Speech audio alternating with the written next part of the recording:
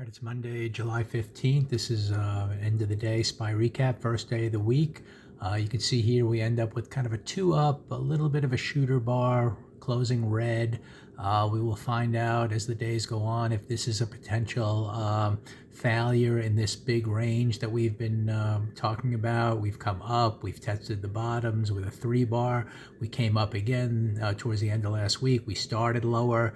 Given the news over the weekend, there was a little bit of a gap up, but again, we're kind of failing near the highs. So we now have reference points for the rest of the week. The open here is this purple line. So if we can stay below there and get a 2-down day, we end up, possibly coming to the bottom of that range. And then we find out if we get to the bottom of this range here of the last few days, does that give us finally a 3 bar to the downside where we take out the high of the previous week, which we did, and then come through the midpoint of that week, get to the bottom of the range, and then maybe we get kind of a bit of a higher highs and lower lows on the weekly chart finally, and we stay red. Again, we haven't really had a red new low other than this 1 week in here for many, many weeks. We've kind of come up. We have the potential failure developing here if we can get through the midpoint of the prior week.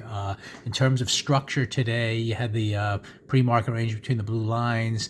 Price did gap up from yesterday, from the end of Friday towards the highs of the previous day.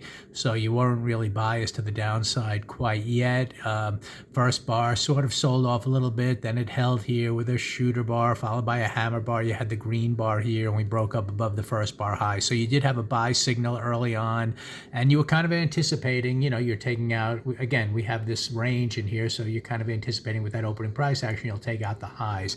It reached that target. And that's an area, in my opinion, if you're going to trade to the buy side to scale out, maybe set up an overage trade, see if you get an orderly pause and then a second push up and break out of this hole. Again, we're getting the higher highs in here that keep selling off. And this is kind of the third attempt up there. And what happened was price had its pullback, then a big red bar. At this point, I was a little suspect of this move up. We were coming right back into the first bar range. This didn't look orderly to me. That was going to easily head up. And then we kind of, started low. We had one little attempt here to hammer bar and then stayed red and went down. So, this was an area here, in my opinion, to kind of call this first move of the day a failure, more likely to test the lows of the day than the highs of the day. And as it turned out, it did come down there and test the lows, break through it, and then we kind of had a pause and started lower. To me, as the day was coming to an end, I actually bought some SPY puts here, the 566 puts at 465. Bought those near the end of the day at 3:22 p.m. So, it got as high as 675 and closed at 542.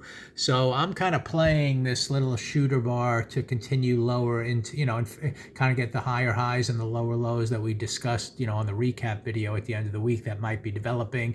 Given this price action here, I'm going to see if we can kind of follow through lower. If we can get it tomorrow at 2 down, then we could be heading to the bottom of this range. And like I said, maybe getting a failure on the weekly chart.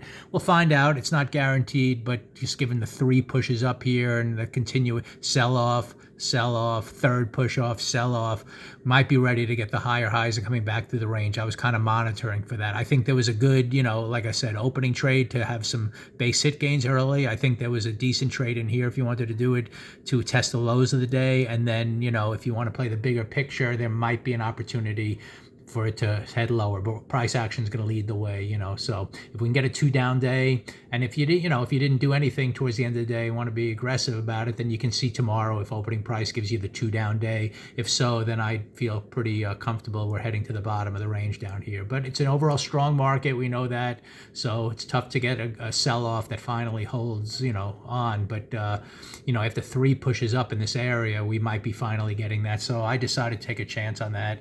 Obviously, if it fails and heads up here, then, all bets are off. But we have the, like I said, the reference point now of this purple line, which is the open of the week. If we can just stay below there and get the 2 down day, then, we'll see if we finally get the sell-off and the pullback in this market.